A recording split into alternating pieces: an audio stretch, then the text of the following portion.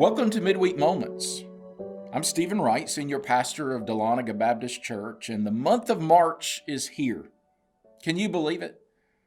The month of March is pretty significant this year because it marks the one-year point in our journey through COVID-19 together.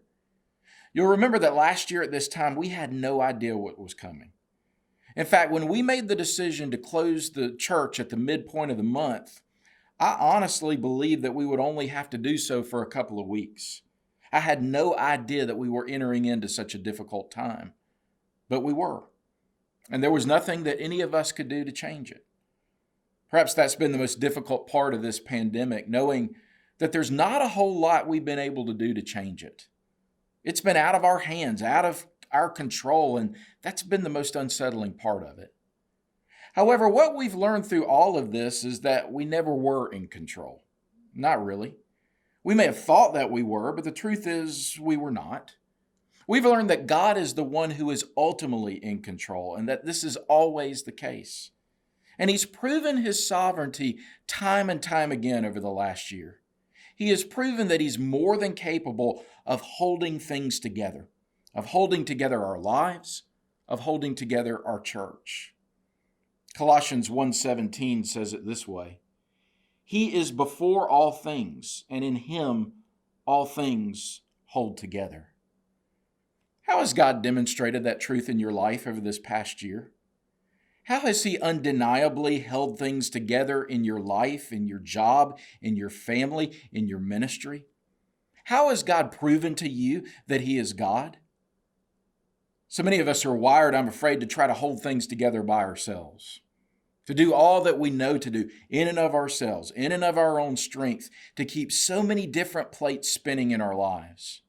We think we're good at being the self-made man or the self-made woman, good at pulling ourselves up by our own bootstraps. We value doing it ourselves.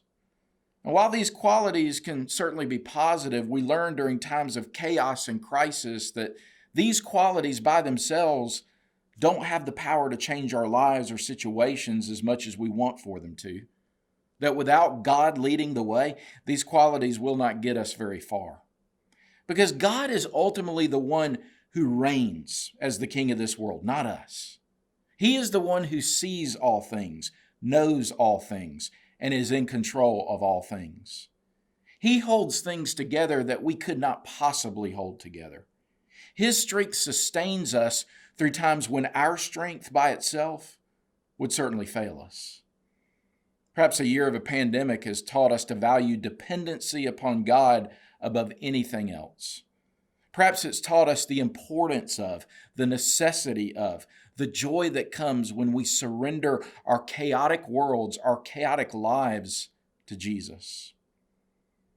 Author Bruce Larson, in his book Believe and Belong, tells of how he used to work in New York City and would counsel in his office people who were struggling with this yes-no decision of whether to surrender their lives to Christ. Often, he says, I would suggest they walk with me to the RCA building on Fifth Avenue. In the entrance of that building is a gigantic statue of Atlas, a beautifully proportioned man who, with all of his muscles straining, is holding the entire world upon his shoulders. There he is, the most powerfully built man in the world, and he can barely stand up under his burden. Now, that's one way to live, I would point out to my companion, trying to carry the world on your shoulders. But now come across the street with me, he would say. On the other side of Fifth Avenue is St. Patrick's Cathedral, and there behind the high altar is a little shrine of the boy Jesus, perhaps 8 or 9 years old. And with no effort, he is holding the world in one hand. My point was illustrated graphically. He says we have a choice. We can carry the world on our shoulders, or we can say, I give up, Lord. Here's my life. I give you my world, the whole world. If we believe that God works all things together for good according to His purpose, then we know that He has used this pandemic to present an opportunity for each of us to do just that.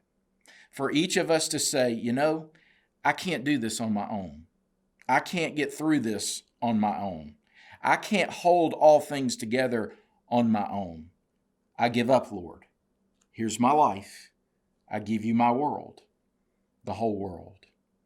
Have you made that decision yet during this pandemic that is now 1 year old? If not, will you make that decision today? Thanks for joining us for these midweek moments. May your choice to surrender to the Spirit of Christ fill you with His peace this week, His peace that truly does surpass all understanding. God bless you.